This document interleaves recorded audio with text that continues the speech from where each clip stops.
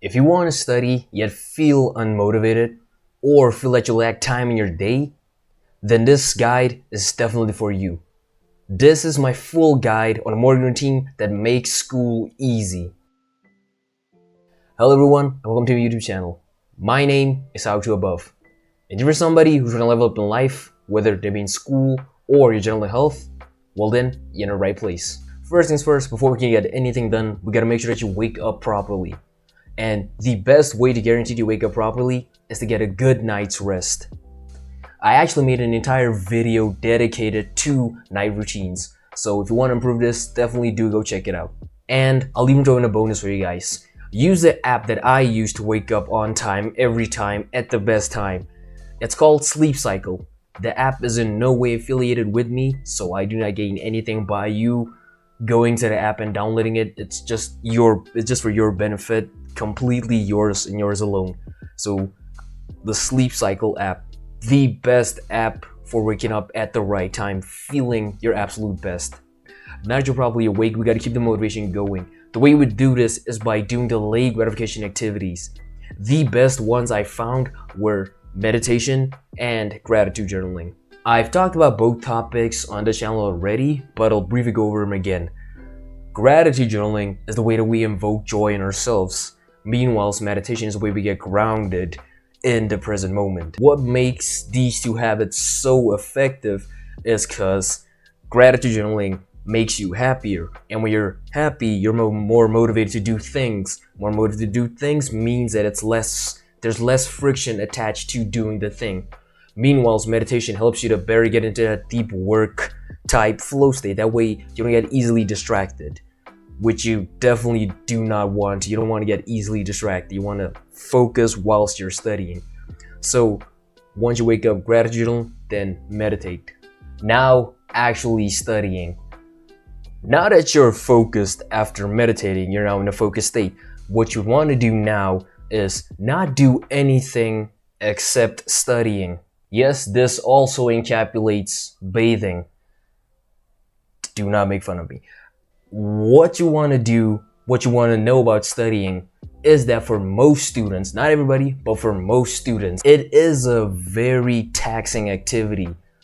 More in the sense of it has a lot of friction attached to it. Sitting down and studying is not something that everybody can just easily do and just go into the mode of studying and learning a new topic, new subject, whatever. That's why this is important.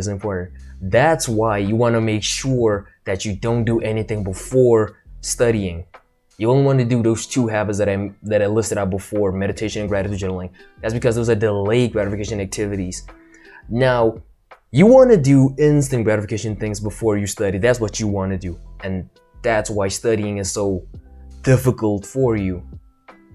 The thing about gratification and satisfaction and the whole dopamine type thingy is after you do a super dopaminergic activity, trying to do something that is not as dopaminergic is going to be very taxing. Anybody who exercises could relate. For example, let's say you decide to eat something sweet perhaps before you go exercise. You say, okay, I'll eat ice cream, then I'll go exercise. Once you're done eating ice cream, you're just sitting there thinking, man, do I really want to exercise though? Like, I'll be honest with myself. Exercising is good for me, but I'm just not feeling it. And that's what's gonna happen. You're gonna exercise because you did something that's super dopaminergic. Then you're trying to do something that is not as dopaminergic. Obviously, you're not gonna want to do it. That's why grabbing your phone is so taxing. That's why, just bathing is so taxing. I'm not telling you guys not to bathe, please.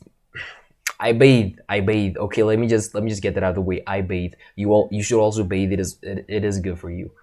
But do not do these highly dopaminergic activities before you do anything that is like very taxing to you, that has a lot of friction attached to it, like studying. Seeing as studying has a lot of friction attached to it, you doing something like, I'll put it between air quotations, something good before studying it's not gonna make studying as easy for you as with the next student. This step is actually kind of not too difficult if you wake up early enough. Because when you wake up early enough, then nobody else is awake except for you, meaning you have all that time for yourself. But it also raises another problem, because you're not only one awake, technically, your phone is also there with you. And your phone is the most distracting thing in your life. The thing that you spend the most time on. Like, what are you even watching this video on? See? So what I do is I have a timer on my apps for when I can use them. I can only use them past like 8 a.m. When it's 8 a.m., then YouTube opens up. Then then gallery opens up. But before 8 a.m., they're all closed except for sleep cycle and like the system apps, you know, settings and camera. Then those are only apps that are available before 8 a.m. I will also recommend that for you. If your phone does not have that option, go trade it in for a better phone.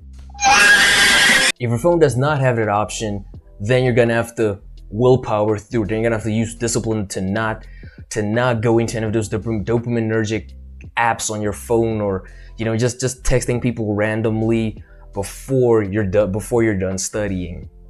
When you start your day properly and healthy, the rest of your day gets affected positively. Follow the steps listed out in this video and you will see improvements in your grades. Thanks so much for taking till the end of the video. If you found the content at all educational, please do leave a like on the video, subscribe, and maybe even leave a comment. And remember, it always seems impossible until it's done.